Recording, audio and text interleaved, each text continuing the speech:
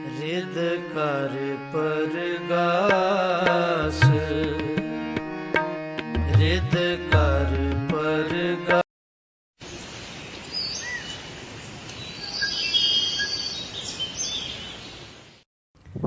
ਵਾਹਿਗੁਰੂ ਜੀ ਕਾ ਖਾਲਸਾ, ਵਾਹਿਗੁਰੂ ਜੀ ਕੀ ਫਤਿਹ। ਗੁਰੂ ਪਿਆਰੀ ਸਾਧ ਸੰਗਤ ਜੀ, ਅਸੀਂ ਜਪਜੀ ਸਾਹਿਬ ਜੀ ਦੀ ਪਾਵਨ ਬਾਣੀ ਦੇ ਅਰਥ ਵਿਸ਼ਰਾਮ ਅਤੇ ਉਚਾਰਨ ਪ੍ਰਮਾਣਾਂ ਸਹਿਤ ਸਰਵਣ ਕਰ ਰਹੇ ਹਾਂ। ਗੁਰਬਾਣੀ ਵਿੱਚ 3 ਵਿਸ਼ਰਾਮ ਮੰਨੇ ਗਏ ਆ: ਅਲਪ ਵਿਸ਼ਰਾਮ, ਅਰਧ ਵਿਸ਼ਰਾਮ, ਪੂਰਨ ਵਿਸ਼ਰਾਮ। ਅਲਪ ਵਿਸ਼ਰਾਮ means a short pause. ਅਰਧ ਵਿਸ਼ਰਾਮ means a slightly longer pause, and then alpa vishram. And purna vishram, a full stop. 3 ਵਿਸ਼ਰਾਮ ਮੰਨੇ ਗਏ ਆ। ਹੁਣ ਤੱਕ ਅਸੀਂ ਜਪਜੀ ਸਾਹਿਬ ਜੀ ਦੀਆਂ 9 ਪੌੜੀਆਂ ਦੇ ਅਰਥ ਵਿਸ਼ਰਾਮ ਤੇ ਉਚਾਰਨ ਸੁਣੇ ਆ।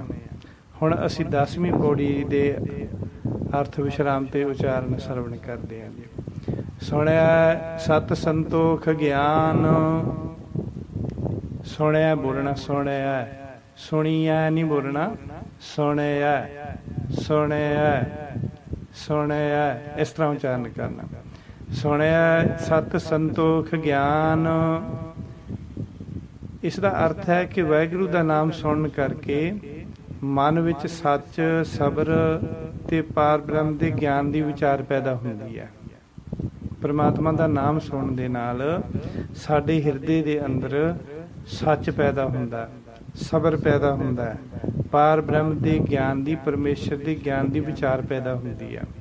ਜਿਵੇਂ ਜਿਵੇਂ ਸੁਣਦੇ ਜਾਂਦੇ ਉਵੇਂ ਉਵੇਂ ਸਾਡੇ ਮਨ ਦੇ ਵਿਚਾਰ ਬਦਲਦੇ ਜਾਂਦੇ ਆ ਤੇ ਸਾਡਾ ਮਨ ਹਮੇਸ਼ਾ ਪਰਮਾਤਮਾ ਦੇ ਨਾਮ ਦੀ ਵਿਚਾਰ ਕਰਨੀ ਸ਼ੁਰੂ ਕਰ ਦਿੰਦਾ। ਦੈਨ ਸੁਣਿਆ 860 ਕਾ ਇਸ਼ਨਾਨ। ਸੁਣਿਆ ਨੋਰਮਲੀ ਜਿਵੇਂ ਅਸੀਂ ਉਚਾਰਨ ਕਰਦੇ ਸੁਣਿਆ, ਇੱਥੇ ਵਿਸ਼ਰਾਮ ਆਊਗਾ ਇੱਕ, ਬਾਕੀ ਠੀਕ ਹੈ। ਸੁਣਿਆ 860 ਕਾ ਇਸ਼ਨਾਨ, ਇਸ਼ਨਾਨ ਨਹੀਂ ਕਹਿਣਾ, ਇਸ਼ਨਾਨ ਇਸ ਤਰ੍ਹਾਂ ਬੋਲਣਾ। ਇਸ ਦਾ ਅਰਥ ਹੈ ਨਾਮ ਸੁਣਨ ਨਾਲ ਸਰੀਰ ਇੰਨੀ ਸ਼ੁੱਧਤਾ ਵਿੱਚ ਆ ਜਾਂਦਾ, ਮਾਨੋ ਕਿ ਜਿਵੇਂ 68 ਤੀਰਥਾਂ ਦਾ ਇਸ਼ਨਾਨ ਕੀਤਾ ਹੋਵੇ।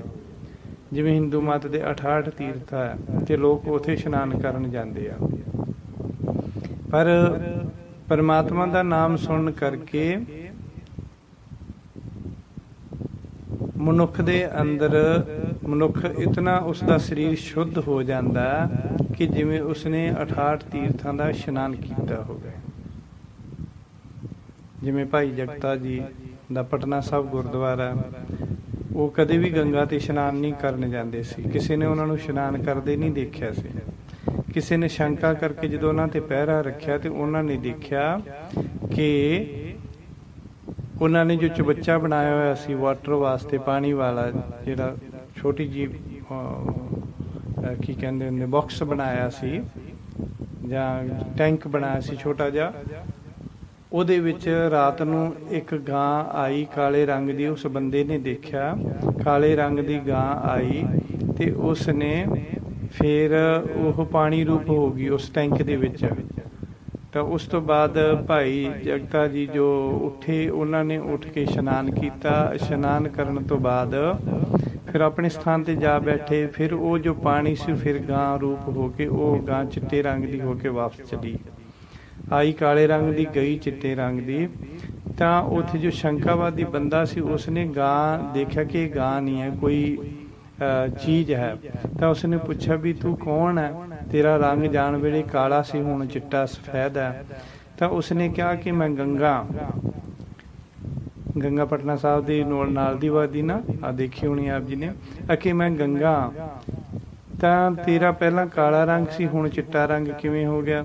ਕਹਿੰਦੀ ਲੋਕ ਮੇਰੇ ਵਿੱਚ ਇਸ਼ਨਾਨ ਕਰ ਕਰਕੇ ਆਪਣੇ ਗੁਨਾਹ ਤੇ ਪਾਪ, ਆਪਣੀ ਮੈਲ ਮੇਰੇ ਵਿੱਚ ਛੱਡ ਜਾਂਦੇ ਆ ਅਤੇ ਫਿਰ ਮੈਂ ਉਹ ਸੰਤਾਂ ਭਗਤਾਂ ਗੁਰੂ ਦੇ ਪਿਆਰਿਆਂ ਦੇ ਚਰਨ ਸਪਰਸ਼ ਦੇ ਨਾਲ ਫਿਰ ਨਵੇਂ ਸਿਰੇ ਤੋਂ ਨਵੀਂ ਨਰੋਈ ਤੇ ਫਰੈਸ਼ ਹੋ ਜਾਂਦੀ ਆ। ਹੁਣ ਮੈਂ ਕਾਲੇ ਰੰਗ ਦੀ ਸੀ ਤੇ ਮੇਰੇ ਵਿੱਚ ਇਸ ਸਿੱਖ ਨੇ ਇਸ਼ਨਾਨ ਕੀਤਾ ਤੇ ਮੇਰੇ ਸਾਰੇ ਜਿਹੜੇ ਜੋ ਲੋਕਾਂ ਦੇ ਛੱਡੇ ਹੋਏ ਪਾਪ, ਗ੍ਰਹਿ, ਮੈਲ, ਦਵੈਸ਼ ਜੋ ਵੀ ਸੀ ਸਾਰੀ ਉਹ ਸਾਫ਼ ਹੋ ਗਈ। ਹੁਣ ਫਿਰ ਮੈਂ ਸਾਫ਼ ਹੋ ਕੇ ਫਰੈਸ਼ ਹੋ ਕੇ ਵਾਪਸ ਚੱਲੀ ਹਾਂ। ਇਸ ਤਰ੍ਹਾਂ ਗੁਰੂ ਜੀ ਕਹਿੰਦੇ ਹਨ ਕਿ ਭਾਈ ਪ੍ਰਮਾਤਮਾ ਦਾ ਨਾਮ ਸੁਣਨ ਕਰਕੇ ਮਨੁੱਖ ਦਾ ਸਰੀਰ ਇੰਨਾ ਸ਼ੁੱਧ ਹੋ ਜਾਂਦਾ ਹੈ ਕਿ ਜਿਵੇਂ ਉਸਨੇ 68 ਤੀਰਥਾਂ ਦਾ ਇਸ਼ਨਾਨ ਕੀਤਾ, ਉਹਦੇ ਅੰਦਰ ਹੀ ਸਾਰਾ ਕੁਛ ਉਹਦੇ ਪਾਸ ਹੀ ਹੁੰਦਾ ਹੈ। ਇਹੋ ਜਿਹੇ ਮਨੁੱਖਾਂ ਦੇ ਸੁਣਿਆ ਪੜ ਪਾਵੇ ਮਾਨ, ਇੱਕੋ ਹੀ ਵਿਸ਼ਰਾਮ ਸੁਣਿਆ ਤੇ ਸੁਣਿਆ ਪੜ ਪਾਵੇ ਮਾਨ। ਗੁਰੂ ਜੀ ਕਹਿੰਦੇ ਪ੍ਰਮਾਤਮਾ ਦਾ ਨਾਮ ਸੁਣਨ ਨਾਲ ਜੀਵ ਜਗਤ ਵਿੱਚ ਮਾਨ ਸਨਮਾਨ ਪਾਉਂਦਾ ਹੈ। ਪੜ ਪਾਵੇ ਮਾਨ। ਪ੍ਰਮਾਤਮਾ ਦਾ ਨਾਮ ਸੁਣ ਕੇ ਫਿਰ ਉਹ ਪੜ੍ਹਦਾ। ਜਿਵੇਂ ਮਨੁੱਖ ਨੂੰ ਕੋਈ ਸਕੂਲੀ ਗਿਆਨ ਨਹੀਂ ਹੁੰਦਾ, ਕਿਤਾਬਾਂ ਦਾ ਗਿਆਨ ਨਹੀਂ ਹੁੰਦਾ, ਕਿਤਾਬਾਂ ਜਾਂ ਵੇਦ ਉਹ ਨਹੀਂ ਪੜ੍ਹਨੇ ਆਉਂਦੇ, ਤਾਂ ਅਗਰ ਜੇ ਉਹ ਪ੍ਰਮਾਤਮਾ ਦਾ ਨਾਮ ਸੁਣ ਕੇ ਇਤਨਾ ਵੱਡਾ ਗਿਆਨੀ ਹੋ ਜਾਂਦਾ ਕਿ ਸੰਸਾਰ ਵਿੱਚ ਮਾਣ ਪਾਉਂਦਾ। ਸੈਕਿੰਡ ਮੀਨਿੰਗ ਕਿ ਉਹ ਪ੍ਰਮਾਤਮਾ ਦਾ ਨਾਮ ਸੁਣ ਕੇ ਮਨੁੱਖ ਵੇਦਾਂ ਦਾ ਵੀ ਵਕਤਾ ਹੋ ਜਾਂਦਾ, ਉਹਨੂੰ ਔਖੀ ਪੜ੍ਹਾਈ ਵੀ ਆਉਣ ਲੱਗ ਜਾਂਦੀ ਹੈ ਜੇ ਪ੍ਰਮਾਤਮਾ ਦਾ ਨਾਮ ਸੁਣਨ ਕਰਕੇ। ਜਿਵੇਂ ਆਪਾਂ ਪਿੱਛੇ ਸੁਣਿਆ ਵੀ ਜਪਜੀ ਸਾਹਿਬ ਪੜ੍ਹਨ ਦੇ ਨਾਲ ਹੀ ਮਨੁੱਖ ਨੂੰ ਬਹੁਤ ਸਾਰੀ ਪੜ੍ਹਾਈ ਆਉਂਦੀ, ਮੂਲ ਮੰਤਰ ਦਾ ਪਾਠ ਕਰਨਾ, ਜਪਜੀ ਸਾਹਿਬ ਜੀ ਦਾ ਪਾਠ ਕਰਨਾ।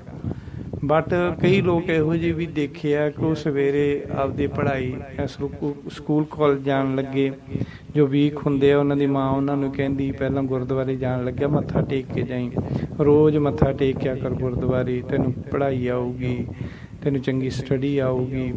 ਤਾਂ ਉਹ ਬੱਚਾ ਰੋਜ਼ ਸਕੂਲ ਮੱਥਾ ਟੇਕਣ ਜਾਂਦਾ, ਗੁਰਦੁਆਰੇ ਮੱਥਾ ਟੇਕਣ ਜਾਂਦਾ, ਉੱਥੋਂ ਪ੍ਰਮਾਤਮਾ ਦਾ ਨਾਮ ਸੁਣਦਾ, ਗੁਰੂ ਦੇ ਦਰਸ਼ਨ ਕਰਦਾ, ਤਾਂ ਉਹ ਸੁਣ ਕੇ ਵਧੀਆ ਪੜ੍ਹ ਜਾਂਦਾ ਅਤੇ ਵਧੀਆ ਪੜ੍ਹ ਕੇ ਫਿਰ ਉਹ ਮਾਣ ਪਾਉਂਦਾ ਹੈ, ਸਤਿਕਾਰ ਪਾਉਂਦਾ ਦੁਨੀਆ 'ਤੇ। ਦੈਨ ਸੁਣਿਆ ਲਾਗੈ ਸਹਿਜ ਧਿਆਨ, ਸੁਣਿਆ ਤੇ ਵਿਸ਼ਰਾਮ।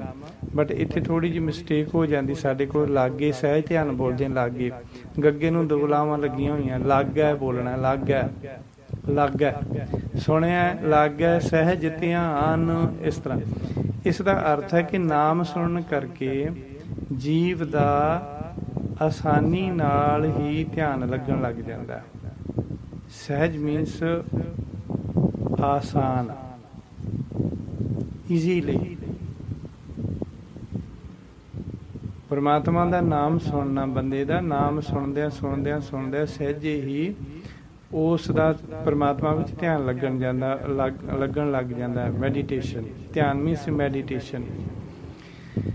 ਤਾਂ ਈਜ਼ੀ ਮੈਡੀਟੇਸ਼ਨ ਹੋ ਜਾਂਦੀ ਹੈ ਉਹਦੀ, ਉਸ ਨੂੰ ਕੁਛ ਵੀ ਮਿਹਨਤ ਨਹੀਂ ਕਰਨੀ ਪੈਂਦੀ ਦੂਜਿਆਂ ਵਾਂਗ।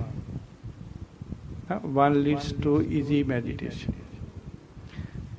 Then ਨਾਨਕ ਭਗਤਾ ਸਦਾ ਵਿਗਾਸ, ਨਾਨਕ ਤੇ ਵਿਸ਼ਰਾਮ। ਨਾਨਕ ਭਗਤਾ ਸਦਾ ਵਿਗਾਸ। ਗੁਰੂ ਨਾਨਕ ਦੇਵ ਜੀ ਕਹਿੰਦੇ ਹਨ ਕਿ ਵਾਹਿਗੁਰੂ ਦੇ ਭਗਤ ਸਦਾ ਹੀ ਆਨੰਦ ਮਾਣਦੇ ਹਨ। ਸੁਣਿਆ ਦੁੱਖ ਪਾਪ ਕਾ ਨਾਸ। ਪਰਮਾਤਮਾ ਦਾ ਨਾਮ ਸੁਣਨ ਦੇ ਨਾਲ ਗੁਰੂ ਜੀ ਕਹਿੰਦੇ ਹੇ ਭਾਈ, ਵਾਹਿਗੁਰੂ ਦਾ ਨਾਮ ਸੁਣਨ ਕਰਕੇ ਦੁੱਖਾਂ ਤੇ ਪਾਪਾਂ ਦਾ ਨਾਸ ਹੁੰਦਾ ਹੈ। ਇੱਥੋਂ ਤੱਕ 10 ਪੌੜੀਆਂ ਹੋ ਗਈਆਂ। ਠੀਕ ਹੈ ਜੀ, 11ਵੀਂ ਪੌੜੀ ਦੀ ਆਪਾਂ ਨਾਲ ਹੀ ਕਥਾ ਸ਼ੁਰੂ ਕਰਦੇ ਹਾਂ, ਵਿਚਾਰ ਆਪਾਂ, ਫਿਰ ਇਹ ਸੁਣਿਆ ਵਾਲੀਆਂ ਪੌੜੀਆਂ ਪੂਰੀਆਂ ਹੋ ਜਾਣੀਆਂ। 10 ਪੌੜੀਆਂ ਹੋ ਗਈਆਂ, ਹੁਣ 11ਵੀਂ ਪੌੜੀ ਸ਼ੁਰੂ ਕਰਦੇ ਆਪਾਂ। ਸੁਣਿਆ ਸਰਾ ਗੁਣਾ ਕੀ ਗਾਹ। ਠੀਕ ਹੈ, ਇੱਥੇ ਸੁਣਿਆ ਤਾਂ ਆਪਾਂ ਠੀਕ ਬੋਲਦੇ ਹਾਂ, ਸਰਾ ਗੁਣਾ ਕੀ ਗਾਹ। ਗਾ ਨਹੀਂ ਬੋਲਣਾ, ਗਾ ਹਾ ਸਾਊਂਡ ਕਰਨਾ ਆਪਾਂ, ਗਾਹ ਗਾਹ ਗਾਹ ਗਾਹ ਗਾਹ। ਸੁਣਿਆ ਸਰਾ ਗੁਣਾ ਕੇ ਗਾਹ, ਸਰਾ ਗੁਣਾ ਕੇ ਗਾਹ। ਸੁਣਿਆ ਸਰਾ ਗੁਣਾ ਕੇ ਗਾਹ। ਇਸ ਤਰ੍ਹਾਂ ਤੋ ਸਰਾ ਦਾ ਅਰਥ ਹੈ, ਸਰਾ ਗੁਣਾ ਮੀਨਸ ਨੇਕੀਆਂ ਤੇ ਗੁਣਾਂ ਦਾ, ਸਰਾ ਮੀਨਸ ਨੇਕੀਆਂ ਤੇ ਗੁਣਾਂ ਦਾ, ਗਾਹ ਮੀਨਸ ਸਮੁੰਦਰ, ਨੇਕੀਆਂ ਤੇ ਗੁਣਾਂ ਦਾ ਸਮੁੰਦਰ। ਗੁਰੂ ਜੀ ਕਹਿੰਦੇ ਵਾਹਿਗੁਰੂ ਦਾ ਨਾਮ ਸੁਣਨ ਨਾਲ ਮਨੁੱਖ ਨੇਕੀਆਂ ਤੇ ਚੰਗੇ ਗੁਣਾਂ ਨਾਲ ਪਾਣੀ ਦੇ ਸਮੁੰਦਰ ਵਾਂਗ ਭਰ ਜਾਂਦਾ ਹੈ। ਨੇਕੀਆਂ ਤੇ ਆਨੰਦ ਦੇ ਸਮੁੰਦਰ ਵਿੱਚ ਟੁੰਬੀਆਂ ਲਾਉਂਦਾ, ਹਰ ਵੇਲੇ ਉਹਦੇ ਹਿਰਦੇ ਵਿੱਚ ਆਨੰਦ ਬਣਿਆ ਰਹਿੰਦਾ ਹੈ। ਹਰ ਵੇਲੇ ਆਨੰਦ ਵਿੱਚ ਖੁਸ਼ੀਆਂ 'ਚ ਉਡਾਰੀਆਂ ਲਾਉਂਦਾ ਹੈ, ਖੁਸ਼ੀਆਂ 'ਚ ਟੁੱਬੀਆਂ ਲਾਉਂਦਾ ਹੈ। ਜਿਵੇਂ ਅਸੀਂ ਸਮੁੰਦਰ ਦੇ ਵਿੱਚ ਨਹਾਉਣੇ ਆ, ਸਰੋਵਰ ਦੇ ਵਿੱਚ ਨਹਾਉਣੇ ਆ, ਇਸ ਤਰ੍ਹਾਂ ਪਰਮਾਤਮਾ ਦਾ ਨਾਮ ਸੁਣਨ ਦੇ ਨਾਲ ਮਨੁੱਖ ਦੇ ਅੰਦਰ ਚੰਗੇ ਗੁਣ ਆ ਜਾਂਦੇ ਆ ਤੇ ਨੇਕੀਆਂ ਤੇ ਚੰਗੇ ਗੁਣਾਂ ਨਾਲ ਸਮੁੰਦਰ ਵਾਂਗੂ ਭਰ ਜਾਂਦਾ। ਦੈਨ ਸੁਣਿਆ ਸੇਖ ਪੀਰ ਪਾਤਸ਼ਾਹ, ਪਾਤਸ਼ਾਹ ਐ ਨਹੀਂ ਬੋਲਣਾ, ਹਾਹਾ ਫਿਰ ਮਿਸ ਹੋ ਜਾਊਗਾ ਸਾਡੇ ਕੋਲੋਂ, ਹਾਹਾ ਜ਼ਰੂਰ ਬੋਲਣਾ। ਇਹਦੀ ਜਿਹੜੀ ਸਾਊਂਡ ਆ ਮੂੰਹ ਦੇ ਵਿੱਚ ਹੀ ਰੱਖਣੀ ਆ, ਜਿਵੇਂ ਗਾਹ ਹਾਹੇ ਦੀ ਮੂੰਹ ਸਾਊਂਡ ਚ ਹੋ ਗਈ, ਸਰਾ ਗੁਣਾ ਕੇ ਗਾਹ। ਇਸੇ ਤਰ੍ਹਾਂ ਸੁਣਿਆ ਸੇਖ ਪੀਰ ਪਾਤਸ਼ਾਹ, ਸੁਣਿਆ ਸੇਖ ਪੀਰ ਪਾਤਸ਼ਾਹ, ਸਾਹ ਇਸ ਤਰ੍ਹਾਂ ਇਹਦਾ ਉਚਾਰਨ ਕਰਨਾ। ਤਾਂ ਇਸ ਦਾ ਅਰਥ ਹੈ ਕਿ ਵਾਹਿਗੁਰੂ ਦਾ ਨਾਮ ਸੁਣਨ ਨਾਲ ਜੀਵ ਵਿਦਵਾਨ, ਰੂਹਾਨੀ ਪੁੱਜਿਆ ਹੋਇਆ ਪੀਰ, ਸੰਤ, ਰਹਿਬਰ ਤੇ ਬਾਦਸ਼ਾਹ ਬਣ ਜਾਂਦਾ। ਸੋ ਇਹ ਜਿਹੜੀਆਂ ਦੋ ਪੰਕਤੀਆਂ ਹੈਗੀਆਂ, ਸੁਣਿਆ ਸਰਾ ਗੁਣਾ ਕੇ ਗਾਹ, ਸੁਣਿਆ ਸੇਖ ਪੀਰ ਪਾਤਸ਼ਾਹ, ਇਸ ਤਰ੍ਹਾਂ ਹਾਹਾ ਕੱਲਾ ਮੁਕਤਾ ਹਾਹਾ ਸਾਊਂਡ ਕਰਨਾ ਹੈ। ਬਾਹਲੀ ਲੰਮੀ ਨਹੀਂ, ਸ਼ਾਰਟ ਸਾਊਂਡ ਦੇਣੀ ਹੈ ਇਸ ਦੀ। ਪਰ ਬਹੁਤ ਸਾਰੇ ਲੋਕ ਹੈ ਜਿਹੜੇ ਪ੍ਰੋਫੈਸਰ ਸਾਹਿਬ ਸਿੰਘ ਨੂੰ ਫੋਲੋ ਕਰਦੇ ਆ, ਉਹ ਇੱਥੇ ਔਂਕੜ ਆਪਦੇ ਕੋਲੋਂ ਹੀ ਲਾ ਲੈਂਦੇ। ਕਦੇ ਵੀ ਸੁਣਿਆ ਤੁਸੀਂ ਉਹ ਇਸ ਤਰ੍ਹਾਂ ਪੜ੍ਹਦੇ, ਸੁਣਿਆ ਸਰਾ ਗੁਣਾ ਕੇ ਗਾਹੋ, ਸੁਣਿਆ ਸੇਖ ਪੀਰ ਪਾਤਸ਼ਾਹੋ, ਉਹ ਐਂ ਹੀ ਪੜ੍ਹਦੇ ਆ ਜਿਹੜੇ ਪ੍ਰੋਫੈਸਰ ਸਾਹਿਬ ਸਿੰਘ ਨੂੰ ਫੋਲੋ ਕਰਦੇ ਆ। ਬਟ ਜਦੋਂ ਗੁਰਬਾਣੀ ਦੇ ਵਿੱਚ ਔਂਕੜ ਲੱਗਿਆ ਨਹੀਂ ਗਾ, ਅਸੀਂ ਆਪਣੇ ਕੋਲੋਂ ਕਿਵੇਂ ਲਾ ਸਕਦੇ ਹਾਂ? ਤਾਂ ਸਾਨੂੰ ਉਹੀ ਪੜ੍ਹਨਾ ਚਾਹੀਦਾ। ਅੱਖਰ ਲਿਖੇ ਸਹੀ ਜਾਣਾ ਅਵਰ ਨਾ ਜਾਣਾ ਬਾਣੀ। ਗੁਰੂ ਜੀ ਨੇ ਬਾਣੀ 'ਚ ਲਿਖਿਆ ਵੀ ਜਿਹੜੇ ਅੱਖਰ ਲਿਖੇ ਹਨ ਗੁਰਬਾਣੀ ਦੇ ਅੰਦਰ, ਮੈਂ ਉਹਨਾਂ ਨੂੰ ਹੀ ਜਾਣਦਾ, ਮੈਂ ਹੋਰ ਅੱਖਰ ਆਪਣੇ ਕੋਲੋਂ ਜਾਂ ਹੋਰ ਅੱਖਰਾਂ ਨੂੰ, ਹੋਰ ਕਿਸੇ ਬਾਣੀ ਨੂੰ ਨਹੀਂ ਜਾਣਦਾ। ਸੋ ਅਸੀਂ ਉਹ ਪੜ੍ਹਾਂਗੇ ਜਿਹੜਾ ਗੁਰੂ ਜੀ ਨੇ ਲਿਖਿਆ ਹੈ। ਆਪਣੇ ਕੋਲੋਂ ਇੱਕ ਅੱਖਰ ਵੀ ਵੱਧ ਨਹੀਂ, ਇੱਕ ਮਾਤਰਾ ਵੀ ਵੱਧ ਨਹੀਂ ਲਾ ਸਕਦੇ ਅਸੀਂ। ਫਿਰ ਬਾਣੀ ਦਾ ਖੰਡਨ ਹੋ ਜਾਂਦਾ ਜਦੋਂ ਆਪਦੇ ਕੋਲੋਂ ਲਗਾ ਮਾਤਰਾ ਲਾਵਾਂਗੇ ਅਸੀਂ। ਹਾਹੇ ਨੂੰ ਔਂਕੜ ਆਪਦੇ ਕੋਲੋਂ ਲਾ ਲਈ ਆਪਾਂ ਤਾਂ ਬਾਣੀ ਦਾ ਖੰਡਨ ਹੋ ਗਿਆ। ਬਾਣੀ ਦਾ ਖੰਡਨ ਨਹੀਂ ਕਰਨਾ, ਜਿਵੇਂ ਜਿਵੇਂ ਬਾਣੀ ਲਿਖੀ ਉਵੇਂ ਹੀ ਉਚਾਰਨ ਕਰਨਾ। ਸੋ ਇਸੇ ਤਰ੍ਹਾਂ ਉਚਾਰਨ ਕਰਨਾ। ਸੰਪਰਦਾਈ ਉਚਾਰਨ ਜਿਹੜੇ ਸੰਤਾਂ ਮਹਾਂਪੁਰਖਾਂ ਦੇ, ਗੁਰੂ ਗੋਬਿੰਦ ਸਿੰਘ ਜੀ ਵੇਲੇ ਤੋਂ ਜੋ ਸਿੱਖ ਬੋਡੀ ਟੂ ਬੋਡੀ, ਜਿਹਨੂੰ ਕਹਿੰਦੇ ਸੀਨੇ ਬਸੀਨੇ ਪੰਜਾਬੀ 'ਚ, ਸੀਨੇ ਬਸੀਨੇ ਜਿਹੜੀ ਸੰਪਰਦਾਈਆਂ ਚੱਲੀਆਂ ਆਉਂਦੀਆਂ, ਉਹਨਾਂ ਦੇ ਜਿਹੜੇ ਉਚਾਰਨ ਗੁਰੂ ਸਾਹਿਬ ਜੀ ਵੇਲੇ ਕੋਲੋਂ, ਜਿਵੇਂ ਮੰਨ ਲਓ ਜਿਵੇਂ ਮੇਰੇ ਮੰਨ ਲਓ ਜਿਵੇਂ ਸਾਡੇ ਪੜਦਾਦਾ ਜੀ ਨੇ ਜੋ ਆਖਿਆ ਉਹ ਸਾਡੇ ਦਾਦਾ ਜੀ ਨੇ ਸੁਣਿਆ ਤੇ ਉਸ ਨੇ ਸਾਡੇ ਦਾਦਾ ਜੀ ਨੂੰ ਸਮਝਾਇਆ। ਸਾਡਾ ਦਾਦਾ ਜੀ ਨੇ ਜੋ ਆਪਣੇ ਪਿਤਾ ਕੋਲੋਂ ਸੁਣਿਆ ਉਹਨੇ ਸਾਡੇ ਪਿਤਾ ਨੂੰ ਦੱਸਿਆ, ਸੁਣਾਇਆ। ਸਾਡੇ ਪਿਤਾ ਜੀ ਨੇ ਜੋ ਆਪਣੇ ਪਿਤਾ ਕੋਲੋਂ ਸੁਣਿਆ ਉਹਨੇ ਸਾਨੂੰ ਦੱਸਿਆ ਤੇ ਸਮਝਾਇਆ। ਇਸ ਨੂੰ ਕਹਿੰਦੇ ਆ ਬੋਡੀ ਟੂ ਬੋਡੀ, ਮੀਨਸ ਸੀਨੇ ਬਸੀਨੇ। ਇਸੇ ਤਰ੍ਹਾਂ ਜਿਹੜੇ ਗੁਰਬਾਣੀ ਦੇ ਅਰਥ ਬੋਧ ਉਚਾਰਨ ਹੈ ਨਾ, ਇਹ ਸਾਰੇ ਸੀਨੇ ਬਸੀਨੇ ਅੱਗੇ ਪੁਰਾਣੇ ਗੁਰੂ ਗੋਬਿੰਦ ਸਿੰਘ ਜੀ ਤੋਂ ਲੈ ਕੇ ਜੋ ਸਿੰਘ ਸਨ, ਉਹਨਾਂ ਤੋਂ ਫਿਰ ਅੱਗੇ ਉਹਨਾਂ ਦੇ ਚੇਲੇ ਗੁਰਸਿੱਖ ਨੇ, ਉਹਨਾਂ ਦੇ ਸੇਵਕ ਨੇ, ਜਾਂ ਉਹਨਾਂ ਦੀ ਫੈਮਿਲੀ ਵਿੱਚ, ਫਿਰ ਉਸ ਤੋਂ ਅੱਗੇ, ਫਿਰ ਉਸ ਤੋਂ ਅੱਗੇ ਹੁੰਦੇ ਹੁੰਦੇ ਸਾਡੇ ਤੱਕ ਇਸ ਤਰ੍ਹਾਂ ਉਚਾਰਨ ਆਏ ਆ। ਸੋ ਜਿਹੜੇ ਗਲਤ ਉਚਾਰਨ ਹਨ ਗੁਰਬਾਣੀ ਦੇ, ਆਪਣੇ ਕੋਲੋਂ ਮਾਤਰਾਵਾਂ ਲਾਉਣੀਆਂ, ਇਹ ਕੋਈ ਸੰਪਰਦਾਇ ਨਹੀਂ ਹੈ, ਪਿੱਛੇ ਕੋਈ ਇਹਨਾਂ ਦਾ ਪਿਛੋਕੜ ਨਹੀਂ ਆ, ਇਤਿਹਾਸਕ ਪਿਛੋਕੜ ਕੁਛ ਨਹੀਂ ਆ। ਸੋ ਇਸ ਤਰ੍ਹਾਂ ਅਸੀਂ ਗੁਰਬਾਣੀ ਦੇ ਸਹੀ ਅਰਥ ਕਰਨੇ ਆ। ਜੋ ਵੀ ਗੁਰਬਾਣੀ ਦੇ ਵਿੱਚ ਲਿਖਿਆ ਹੋਇਆ ਇਸ ਦਾ ਸਹੀ ਉਚਾਰਨ ਕਰਨਾ। ਸੁਣਿਆ ਸਰਾ ਗੁਣਾ ਕੇ ਗਾਹ, ਸੁਣਿਆ ਸੇਖ ਪੀਰ ਪਾਤਸ਼ਾਹ, ਇਸ ਤਰ੍ਹਾਂ ਉਚਾਰਨ ਕਰਨਾ ਅਸੀਂ ਗੁਰਬਾਣੀ ਦਾ ਸਹੀ ਉਚਾਰਨ ਕਰਨਾ। ਦੈਨ ਸੁਣਿਆ ਅੰਧੇ ਪਾਵੇ ਰਾਹੋ, ਇਸ ਤਰ੍ਹਾਂ। ਹੁਣ ਦੇਖੋ ਇੱਥੇ ਹਾਹੇ ਨੂੰ ਔਂਕੜ ਲਾਈ ਹੋਈ ਹੈ, ਰਾਹੋ ਅਸਗਾਹੋ। ਤੇ ਜੇ ਹੁਣ ਗੁਰੂ ਸਾਹਿਬ ਜੀ ਨੇ ਗਾਹ ਤੇ ਪਾਤਸ਼ਾਹ ਤੇ ਔਂਕੜ ਨਹੀਂ ਲਾਈ ਤਾਂ ਗੁਰੂ ਜੀ ਨੇ ਕੁਛ ਸੋਚ ਕੇ ਨਹੀਂ ਲਾਈ ਨਾ। ਜੇ ਹੁਣ ਇਹ ਕਿਹੜਾ ਵੀ ਗੁਰੂ ਸਾਹਿਬ ਜੀ ਦੀ ਸ਼ਾਹੀ ਮੁੱਕ ਗਈ ਸੀ, ਉਹਦੀ ਔਂਕੜ ਲਾਉਣ ਲੱਗਿਆ ਵੀ ਸ਼ਾਹੀ ਹੈ ਨਹੀਂ ਸੀ ਉਹਨਾਂ ਕੋਲੇ, ਤੇ ਉਹਨਾਂ ਨੇ ਔਂਕੜ ਲਾਈ ਨਹੀਂ ਤੇ ਫਿਰ ਸ਼ਾਹੀ ਆ ਗਈ, ਫਿਰ ਉਹਨਾਂ ਨੇ ਰਾਹੋ ਤੇ ਅਸਗਾਹੋ ਤੇ ਔਂਕੜ ਲਾਤੀ। ਐ ਨਹੀਂ ਗਾ, ਇਹ ਗੁਰੂ ਜੀ ਨੇ ਜੋ ਸੋਚ ਸਮਝ ਕੇ ਅੱਖਰਾਂ ਨੂੰ ਜਿੱਥੇ ਮੁਕਤੇ ਛੱਡਿਆ ਹੈ, ਬਿਨਾਂ ਔਂਕੜ ਤੋਂ ਛੱਡਿਆ, ਉਹ ਬਿਨਾਂ ਔਂਕੜ ਤੋਂ ਹੀ ਬੋਲੇ ਜਾਣਗੇ। ਜਿੱਥੇ ਹੁਣ ਗੁਰੂ ਜੀ ਨੇ ਇੱਥੇ ਹੁਣ ਲਾਤੀ ਆ ਸੁਣਿਆ ਅੰਧੇ ਪਾਵੇ ਰਾਹੋ, ਇੱਥੇ ਔਂਕੜ ਲਾਤੀ ਆ ਗੁਰੂ ਜੀ ਨੇ, ਤਾਂ ਇੱਥੇ ਸਾਨੂੰ ਬੋਲਣੀ ਪਊਗੀ, ਸਾਨੂੰ ਬੋਲਣੀ ਚਾਹੀਦੀ ਆ। ਸੋ ਇਸ ਪ੍ਰਕਾਰ ਇੱਥੇ ਥੋੜ੍ਹੀ ਜਿਹੀ ਸਾਡੇ ਕੋਲ ਗਲਤੀ ਹੋ ਜਾਂਦੀ ਹੈ ਕਿ ਅਸੀਂ ਬੋਲਦੇ ਹਾਂ ਸੁਣਿਆ ਅੰਧੇ ਪਾਵਹਿ ਰਾਹੋ ਪਾਵਹਿ। ਹਾਹੇ ਨੂੰ ਜਿਹੜੀ ਸਿਹਾਰੀ ਲੱਗੀ ਹੋਈ ਹੈ ਉਹਨੂੰ ਦੋ ਲਾਵਾਂ ਦੀ ਸੌਣ ਦਿੰਨੇ ਆ, ਪਾਵਹਿ ਨਹੀਂ, ਇੱਕ ਲਾਂ ਦੀ ਸੌਣ ਦੇਵਾਂਗੇ। ਜਿਹੜੀ ਸਿਹਾਰੀ ਹੈ ਉਹ ਲਾਂ ਦੀ ਆਵਾਜ਼ ਦਿੰਦੀ ਹੈ, ਲਾਂ ਦੀ ਸੌਣ ਦਿੰਦੀ ਹੈ। ਲਾਂ ਦੋ ਲਾਵਾਂ, ਇੱਕ ਲਾਂ ਏ, ਦੋ ਲਾਵਾਂ ਐ। ਓਕੇ। ਤੇ ਜਿਹੜਾ ਹਾਹੇ ਨੂੰ ਸਿਹਾਰੀ ਹੈ ਇਹ ਵੀ ਸਿਹਾਰੀ ਵੀ ਲਾਂ ਦੀ ਸੌਣ ਦਿੰਦੀ ਹੈ। ਕ ਕਾ ਕੁ ਕੁ ਕੇ ਕੈ ਕੇ ਕੈ ਕੇ ਕੀ। ਸਿਹਾਰੀ ਨੂੰ ਕੇ, ਬਿਹਾਰੀ ਨੂੰ ਕੀ, ਕੇ ਕੀ। ਇਸ ਤਰ੍ਹਾਂ ਬਣਦਾ ਨਾ ਉਚਾਰਨ ਜਦੋਂ ਆਪਾਂ ਮੁਹਾਰ ਨਹੀਂ ਸਿੱਖਦੇ ਹਾਂ। ਸੋ ਇਸ ਤਰ੍ਹਾਂ ਕੋਏ ਸੋਏ ਦੇ ਵਿੱਚ ਸਿਹਾਰੀ ਏ ਦੀ ਆਵਾਜ਼ ਦਿੰਦੀ ਹੈ, ਤੇ ਇੱਥੇ ਵੀ ਹਾਹੇ ਨੂੰ ਜਿਹੜੀ ਸਿਹਾਰੀ ਆ ਉਹ ਹੇ ਦੀ ਆਵਾਜ਼ ਦੇਊਗੀ। ਇਸੇ ਤਰ੍ਹਾਂ ਉਚਾਰਨ ਕਰਨਾ ਆਪਾਂ। ਸੁਣਿਆ ਅੰਧੇ ਪਾਵੇ ਰਾਹੋ। ਗੁਰੂ ਜੀ ਕਹਿੰਦੇ ਕਿ ਵਾਹਿਗੁਰੂ ਦਾ ਨਾਮ ਸੁਣਨ ਕਰਕੇ ਅੱਖਾਂ ਦੇ ਅੰਨੇ ਵੀ ਰਸਤਾ ਲੱਭ ਲੈਂਦੇ ਆ। ਵਾਹਿਗੁਰੂ ਦਾ ਨਾਮ ਸੁਣਨ ਕਰਕੇ ਅੱਖਾਂ ਦੇ ਅੰਨੇ ਵੀ ਰਸਤਾ ਲੱਭ ਲੈਂਦੇ ਹਨ। ਨਾਮ ਸੁਣਨ ਨਾਲ ਮਨ ਦੇ ਅਗਿਆਨੀ ਅੰਨੇ ਗਿਆਨ ਤੇ ਮੁਕਤੀ ਦਾ ਰਾਹ ਲੱਭ ਲੈਂਦੇ ਆ। ਦੋ ਮੀਨਿੰਗ ਹੋ ਗਏ। ਇੱਕ ਮਨ ਦੇ ਅੰਨੇ ਅਗਿਆਨੀ ਪੁਰਸ਼, ਅਗਰ ਜੇ ਉਹ ਪ੍ਰਮਾਤਮਾ ਦਾ ਨਾਮ ਮੂਰਖ ਬੰਦੇ, ਅਗਿਆਨੀ ਬੰਦੇ ਪ੍ਰਮਾਤਮਾ ਦਾ ਨਾਮ ਸੁਣ ਲੈਣ ਤਾਂ ਉਹ ਗਿਆਨੀ ਹੋ ਜਾਂਦੇ ਆ ਤੇ ਮੁਕਤੀ ਦਾ ਰਾਹ ਮਿਲ ਜਾਂਦਾ ਉਹਨਾਂ ਨੂੰ। ਤੇ ਜੇ ਉਹ ਅੱਖਾਂ ਤੋਂ ਅੰਨੇ ਆ, ਅੱਖਾਂ ਤੋਂ ਅੰਨੇ ਜੇ ਪ੍ਰਮਾਤਮਾ ਦਾ ਨਾਮ ਸੁਣ ਲੈਣ ਤਾਂ ਉਹਨਾਂ ਨੂੰ ਵੀ ਰਸਤਾ ਮਿਲ ਜਾਂਦਾ। ਜਿਵੇਂ ਭਾਈ ਲਖਵਿੰਦਰ ਸਿੰਘ ਜੀ ਹਜੂਰੀ ਰਾਗੀ, ਉਹ ਸੂਰਮਾ ਸਿੰਘ, ਉਹਨਾਂ ਨੂੰ ਅੱਖਾਂ ਤੋਂ ਦਿਖਾਈ ਨਹੀਂ ਦਿੰਦਾ। ਦੇਖੋ ਵਾਹਿਗੁਰੂ ਨੇ ਉਹਨਾਂ ਨੂੰ ਆਪਣੇ ਰਸਤੇ ਤੇ ਲਾ ਲਿਆ, ਉਹਨਾਂ ਨੂੰ ਰਸਤਾ ਲੱਭ ਗਿਆ ਨਾਮ ਸੁਣਨ ਦੇ ਨਾਲ। ਰਾਗੀ ਭਾਈ ਗੋਪਾਲ ਸਿੰਘ ਜੀ ਪਹਿਲਾਂ ਹੁੰਦੇ ਸੀਗੇ, ਜਿਨ੍ਹਾਂ ਦੇ ਰਿਕਾਰਡਿੰਗ ਨਾਨਕ ਨਾਮ ਚੜ੍ਹਦੀ ਕਲਾ ਬਣ ਜਾਏ ਦਸਤੂਰ ਜ਼ਿੰਦਗੀ ਦਾ।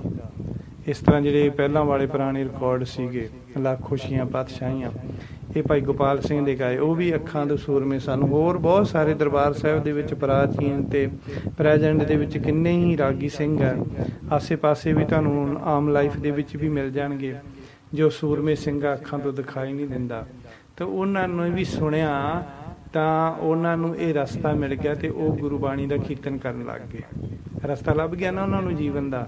ਅੱਖਾਂ ਦੇ ਅੰਨਿਆਂ ਨੂੰ ਵੀ ਨਾਮ ਸੁਣਨ ਕਰਕੇ ਰਸਤਾ ਲੱਭ ਜਾਂਦਾ। ਮਨ ਦੇ ਅੰਨਿਆਂ ਨੂੰ, ਅਗਿਆਨੀ ਪੁਰਸ਼ਾਂ ਨੂੰ ਵੀ ਗਿਆਨ ਪ੍ਰਾਪਤ ਹੋ ਜਾਂਦਾ ਤੇ ਉਹਨਾਂ ਨੂੰ ਮੁਕਤੀ ਦਾ ਰਸਤਾ ਲੱਭ ਜਾਂਦਾ। ਸੁਣਿਆ ਹਾਥ ਹੋਵੇ ਅਸਗਾਹੋ। ਸੁਣਿਆ ਤੇ ਵਿਸ਼ਰਾਮ। ਸੁਣਿਆ ਹਾਥ ਹੋਵੇ ਅਸਗਾਹੋ। ਅਸਗਾਹੋ ਦਾ ਅਰਥ ਹੈ ਕਿ ਡੂੰਘੇ ਅਤੇ ਤੇਜ਼ ਵਗਦੇ ਦਰਿਆ ਦਾ ਪਾਣੀ। ਹਾਥ ਹੋਵੇ ਮੀਨਸ ਹੱਥ ਜਾਂ ਗੋਡੇ ਗੋਡੇ ਵਗਣ ਲੱਗ ਜਾਂਦਾ। ਪ੍ਰਮਾਤਮਾ ਦਾ ਨਾਮ ਸੁਣ ਕੇ ਤੇਜ਼ ਪਾਣੀ ਵਗਦੇ ਹੋਏ, ਡੂੰਘੇ ਪਾਣੀ, ਤੇਜ਼ ਪਾਣੀ ਵਗਦੇ ਹੋਏ ਸਲੋ ਹੋ ਜਾਂਦੇ ਆ, ਅਤੇ ਡੂੰਘੇ ਡੂੰਘੇ ਪਾਣੀ ਪ੍ਰਮਾਤਮਾ ਦਾ ਨਾਮ ਸੁਣ ਕੇ ਗੋਡੇ ਗੋਡੇ ਵਗਣ ਲੱਗ ਜਾਂਦੇ ਆ। ਵਾਹਿਗੁਰੂ ਦਾ ਨਾਮ ਸੁਣਨ ਨਾਲ ਬੇਅੰਤ ਅਤੇ ਗੰਭੀਰ ਵਾਹਿਗੁਰੂ ਦੀ ਸਮਝ ਆ ਜਾਂਦੀ ਹੈ। ਅਸਗਾਹੋ ਮਤਲਬ ਗਹਿਰ ਗੰਭੀਰ ਪਰਮਾਤਮਾ, ਜਿਸ ਦਾ ਗਿਆਨ ਬਹੁਤ ਡੂੰਘਾ ਹੈ, ਸਮਝ ਵਿੱਚ ਨਹੀਂ ਆਉਂਦਾ, ਪਰ ਨਾਮ ਸੁਣਨ ਕਰਕੇ ਉਹ ਛੇਤੀ ਸਮਝ ਵਿੱਚ ਆ ਜਾਂਦਾ। ਸੋ ਇੱਥੇ ਆਪਾਂ ਐਗਜ਼ਾਮਪਲ ਲੈਂਦੇ ਹਾਂ, ਉਦਾਹਰਨ ਲੈਂਦੇ, ਪ੍ਰਮਾਣ ਲੈਂਦੇ ਹਾਂ ਆਪਾਂ। ਇੱਕ ਵੀ ਹਾਥ ਹੋਵੇ ਅਸਗਾਹੋ, ਵੀ ਪ੍ਰਮਾਤਮਾ ਦਾ ਨਾਮ ਸੁਣਨ ਕਰਕੇ ਤੇਜ਼ ਵਗਦੇ ਪਾਣੀ ਹੌਲੀ ਹੋ ਜਾਂਦੇ ਆ ਤੇ ਗੋਡੇ ਗੋਡੇ ਵਗਣ ਲੱਗ ਜਾਂਦੇ ਆ। ਜਿਵੇਂ ਮਹਾਰਾਜਾ ਰਣਜੀਤ ਸਿੰਘ ਨੇ ਜਮਰੌਦ ਦੇ ਕਿਲੇ ਦੀ ਮਦਦ ਵਾਸਤੇ ਫੌਜਾਂ ਲੈ ਕੇ ਜਾਣੀਆਂ ਸਨ, ਪਰ ਰਸਤੇ ਦੇ ਵਿੱਚ ਅਟਕ ਨਾਮ ਦਾ ਦਰਿਆ ਜੋ ਹੈ ਬਹੁਤ ਹੀ ਤੇਜ਼ ਵਗ ਰਿਹਾ ਸੀਗਾ। ਮਹਾਰਾਜਾ ਨੂੰ ਵਾਹਿਗੁਰੂ ਉੱਤੇ ਬਹੁਤ ਭਰੋਸਾ ਸੀ। ਮਹਾਰਾਜਾ ਰਣਜੀਤ ਸਿੰਘ ਜੀ ਨੂੰ ਵਾਹਿਗੁਰੂ ਉੱਤੇ ਬਹੁਤ ਭਰੋਸਾ ਸੀ। ਉਹਨਾਂ ਨੇ ਸਾਰੀਆਂ ਫੌਜਾਂ ਨੂੰ ਆਖਿਆ ਕਿ ਮੈਂ ਸ੍ਰੀ ਜਪਜੀ ਸਾਹਿਬ ਜੀ ਦਾ ਪਾਠ ਕਰਦਾ ਹਾਂ, ਮੈਂ ਸ੍ਰੀ ਜਪਜੀ ਸਾਹਿਬ ਜੀ ਦਾ ਪਾਠ ਕਰਦਾ ਕਰਦਾ ਦਰਿਆ ਵਿੱਚ ਖੜਾ ਹੋ ਜਾਵਾਂਗਾ। ਮੇਰਾ ਭਰੋਸਾ ਹੈ ਕਿ ਗੁਰੂ ਗੋਬਿੰਦ ਸਿੰਘ ਜੀ ਮੇਰੀ ਸਹਾਇਤਾ ਕਰਨਗੇ ਅਤੇ ਪਾਣੀ ਥੱਲੇ ਉਤਰ ਜਾਏਗਾ ਤੇ ਤੁਸੀਂ ਜਪਜੀ ਸਾਹਿਬ ਪੂਰਾ ਹੋਣ ਤੋਂ ਪਹਿਲਾਂ ਪਹਿਲਾਂ ਦਰਿਆ ਪਾਰ ਕਰ ਜਾਣਾ। ਜੋ ਰਹਿ ਗਿਆ ਸੋ ਰਹਿ ਗਿਆ। ਮਹਾਰਾਜਾ ਨੇ ਜਪਜੀ ਸਾਹਿਬ ਦਾ ਪਾਠ ਸ਼ੁਰੂ ਕਰ ਦਿੱਤਾ ਅਤੇ ਘੋੜਾ ਪਾਣੀ ਵਿੱਚ ਵਾੜ ਦਿੱਤਾ ਤਾਂ ਪਾਣੀ ਇੱਕਦਮ ਘਟ ਗਿਆ ਅਤੇ ਗੋਡੇ ਗੋਡੇ ਵਗਣ ਲੱਗ ਗਿਆ। ਉਦੋਂ ਸਾਰੇ ਸਿੰਘ ਦਰਿਆ ਪਾਰ ਕਰ ਗਏ। ਪਾਠ ਪੂਰਾ ਹੋਣ ਤੋਂ ਬਾਅਦ ਮਹਾਰਾਜਾ ਘੋੜੇ ਨੂੰ ਦੂਸਰੇ ਪਾਰ ਲੈ ਗਏ। ਕੁਝ ਸਿੰਘ ਪਿੱਛੇ ਰਹਿ ਗਏ ਸਨ। ਉਹਨਾਂ ਨੂੰ ਪੂਰਾ ਵਿਸ਼ਵਾਸ ਨਹੀਂ ਸੀ। ਜਦ ਉਹ ਬਾਅਦ ਵਿੱਚ ਪਾਣੀ ਵਿੱਚ ਵੜੇ ਤਾਂ ਇੱਕਦਮ ਪਾਣੀ ਫੇਰ ਤੇਜ਼ ਹੋ ਗਿਆ ਅਤੇ ਉਹਨਾਂ ਨੂੰ ਰੇੜ ਕੇ ਲੈ ਗਿਆ। ਉਹ ਮੇਰੇ ਅੱਗੇ ਹੋਣਗੇ ਜਿਨ੍ਹਾਂ ਨੂੰ ਵਿਸ਼ਵਾਸ ਨਹੀਂ ਸੀ, ਤਾਂ ਖੜੇ ਸੋਚੀ ਗਏ ਵੀ ਵੜੀਏ ਕਿ ਨਾ ਵੜੀਏ, ਵੜੀਏ ਕਿ ਨਾ ਵੜੀਏ। ਪਰ ਜਿਨ੍ਹਾਂ ਨੂੰ ਸ਼ਰਧਾ ਸੀ ਨਾ ਮਹਾਰਾਜਾ ਰਣਜੀਤ ਸਿੰਘ ਵਾਂਗ, ਉਹ ਪਾਣੀ ਪਾਰ ਕਰ ਗਏ ਤਾਂ ਗੋਡੇ ਗੋਡੇ ਪਾਣੀ ਵਗਣ ਲੱਗਿਆ। ਜਿਹੜੀ ਸ਼ਰਧਾ ਤੋਂ ਹੀ ਨਹੀਂ ਸੀ, ਖੜੇ ਸੋਚੇ ਕਿ ਹੁਣ ਵੜਦੇ ਆ, ਵੜੀਏ ਕਿ ਨਾ ਵੜੀਏ, ਵੜੀਏ ਕਿ ਨਾ ਵੜੀਏ, ਇੱਕਦਮ ਪਾਣੀ ਨਾ ਤੇਜ਼ ਹੋ ਜਾਵੇ ਕਿਤੇ। ਪਰ ਜਦੋਂ ਮਹਾਰਾਜਾ ਰਣਜੀਤ ਸਿੰਘ ਜੀ ਨੇ ਪਾਠ ਪੂਰਾ ਕੀਤਾ ਜਪਜੀ ਸਾਹਿਬ ਜੀ ਦਾ, ਤਾਂ ਉਹਨਾਂ ਨੇ ਘੋੜਾ ਬਾਹਰ ਕੱਢ ਲਿਆ ਦੂਜੇ ਪਾਸੇ। ਉਹੀ ਪਾਣੀ ਫੇਰ ਉਸੇ ਰਫ਼ਤਾਰ ਦੇ ਵਿੱਚ ਤੇਜ਼ ਤੇਜ਼ ਵਗਣ ਲੱਗ ਗਿਆ। ਤਾਂ ਉਹ ਜੋ ਪਾਣੀ ਬੰਦੇ ਅਧਵਾਟੇ ਵੜੇ ਮਗਰੋਂ ਵੜੇ ਸੀ ਪਾਠ ਪੂਰਾ ਹੋਣ ਤੋਂ, ਉਹਨਾਂ ਨੂੰ ਪਾਣੀ ਰੋੜ ਕੇ ਲੈ ਗਿਆ। ਮਹਾਰਾਜਾ ਪਾਸੋਂ ਸਿੰਘਾਂ ਨੇ ਪੁੱਛਿਆ ਕਿ ਉਹ ਪਾਣੀ ਵਿੱਚ ਕਿਉਂ ਰੁੜ ਗਏ? ਤਾਂ ਮਹਾਰਾਜਾ ਸਾਹਿਬ ਨੇ ਆਖਿਆ ਉਹਨਾਂ ਨੂੰ ਬਾਣੀ ਦੀ ਸ਼ਕਤੀ ਉੱਪਰ ਵਿਸ਼ਵਾਸ ਨਹੀਂ ਸੀ ਅਤੇ ਉਹ ਪਾਠ ਪੂਰਾ ਹੋਣ ਤੋਂ ਬਾਅਦ ਵਿੱਚ ਪਾਣੀ ਵਿੱਚ ਵੜੇ ਸਨ, ਇਸ ਕਰਕੇ ਪਾਣੀ ਵਿੱਚ ਰਿੜ ਗਏ। ਪਰ ਮੈਂ ਤਾਂ ਆਖਿਆ ਸੀ ਕਿ ਪਾਠ ਪੂਰਾ ਹੋਣ ਤੋਂ ਪਹਿਲਾਂ ਪਹਿਲਾਂ ਲੰਘਣਾ, ਪਰ ਉਹ ਪਾਠ ਪੂਰਾ ਹੋਣ ਤੋਂ ਬਾਅਦ ਪਾਣੀ ਵਿੱਚ ਵੜੇ, ਇਸ ਕਰਕੇ ਉਹ ਪਾਣੀ ਵਿੱਚ ਰਿੜ ਗਏ। ਸੈਕੰਡ ਐਗਜ਼ਾਮਪਲ, ਆਗਰਾ ਤੋਂ ਆਉਣ ਵੇਲੇ ਭਾਈ ਗੁਰਦਾਸ ਜੀ ਨੂੰ ਬਿਆਸ ਦਰਿਆ ਦੇ ਕੰਢੇ ਹੀ ਸ਼ਾਮ ਪੈ ਗਈ। ਆਗਰਾ ਤੋਂ ਆਉਣ ਵੇਲੇ ਭਾਈ ਗੁਰਦਾਸ ਜੀ ਨੂੰ ਬਿਆਸ ਦਰਿਆ ਦੇ ਕੰਢੇ ਹੀ ਸ਼ਾਮਾਂ ਪੈ ਗਈਆਂ। ਦਰਿਆ ਦੇ ਦੂਜੇ ਪਾਰ ਗੋਬਿੰਦਵਾਲ ਸਾਹਿਬ ਦਿਖਾਈ ਦਿੰਦਾ ਸੀ, ਪਰ ਬੇੜੀਆਂ ਵਾਲੇ ਸਾਰੇ ਬੇੜੀਆਂ ਨੂੰ ਦੂਜੇ ਪਾਰ ਛੱਡ ਕੇ ਆਪਣੇ ਆਪਣੇ ਘਰਾਂ ਨੂੰ ਚਲੇ ਗਏ ਸੀ।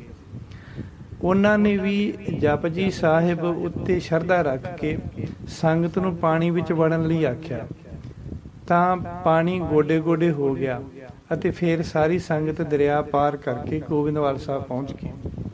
ਇਸ ਤਰ੍ਹਾਂ ਜਪਜੀ ਸਾਹਿਬ ਤੇ ਭਾਈ ਗੁਰਦਾਸ ਜੀ ਨੇ ਵੀ ਜਦੋਂ ਜਪਜੀ ਸਾਹਿਬ ਜੀ ਦਾ ਪਾਠ ਕੀਤਾ, ਤਾਂ ਜਪਜੀ ਸਾਹਿਬ ਜੀ ਦਾ ਪਾਠ ਸ਼ੁਰੂ ਕਰਨ ਦੇ ਨਾਲ ਪਾਣੀ ਥੋੜਾ ਹੋ ਗਿਆ ਤੇ ਸਾਰੀ ਸੰਗਤ ਉਹ ਦਰਿਆ ਪਾਰ ਕਰ ਗਈ। ਇਸ ਤਰ੍ਹਾਂ ਗੁਰੂ ਸਾਹਿਬ ਜੀ ਕਹਿੰਦੇ, ਸੁਣਿਆ ਹਾਥ ਹੋਵੇ ਅਸਗਾਹੁ। ਪਰਮਾਤਮਾ ਦਾ ਨਾਮ ਸੁਣਨ ਦੇ ਨਾਲ ਤੇਜ਼ ਵਗਦੇ ਪਾਣੀ ਹੱਥ ਹੱਥ ਵਗਣ ਲੱਗ ਪੈਂਦੇ, ਗੋਡੇ ਗੋਡੇ ਵਗਣ ਲੱਗ ਪੈਂਦੇ ਹਨ। ਦੈਨ ਨਾਨਕ ਭਗਤਾ ਸਦਾ ਵਿਗਾਸ, ਨਾਨਕ ਤੇ ਵਿਸ਼ਰਾਮ। ਨਾਨਕ ਭਗਤਾ ਸਦਾ ਵਿਗਾਸ। ਗੁਰੂ ਜੀ ਬਚਨ ਕਰਦੇ ਹਨ, ਗੁਰੂ ਨਾਨਕ ਦੇਵ ਜੀ ਬਚਨ ਕਰਦੇ ਨੇ ਕਿ ਵਾਹਿਗੁਰੂ ਦੇ ਭਗਤਾਂ ਦੇ ਮਨ ਵਿੱਚ ਸਦਾ ਹੀ ਆਨੰਦ ਬਣਿਆ ਰਹਿੰਦਾ ਹੈ। ਸੁਣਿਆ ਦੁਖ ਪਾਪ ਕਾ ਨਾਸ, ਸੁਣਿਆ ਤੇ ਵਿਸ਼ਰਾਮ। ਸੁਣਿਆ ਦੁਖ ਪਾਪ ਕਾ ਨਾਸ। ਗੁਰੂ ਜੀ ਕਹਿੰਦੇ, ਹੈ ਭਾਈ, ਵਾਹਿਗੁਰੂ ਦਾ ਨਾਮ ਸੁਣਨ ਕਰਕੇ ਦੁੱਖਾਂ ਤੇ ਪਾਪਾਂ ਦਾ ਨਾਸ ਹੁੰਦਾ ਹੈ।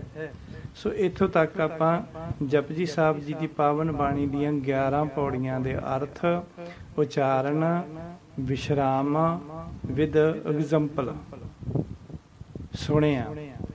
ਸੋ ਇਸ ਤੋਂ ਅੱਗੇ ਦੀ ਜੋ ਵਿਚਾਰ ਹੈ ਉਹ ਆਪਾਂ ਅਗਲੇ ਪਾਰਟ ਦੇ ਵਿੱਚ ਸੁਣਾਂਗੇ ਜੀ। ਵਾਹਿਗੁਰੂ ਜੀ ਕਾ ਖਾਲਸਾ, ਵਾਹਿਗੁਰੂ ਜੀ ਕੀ ਫਤਿਹ।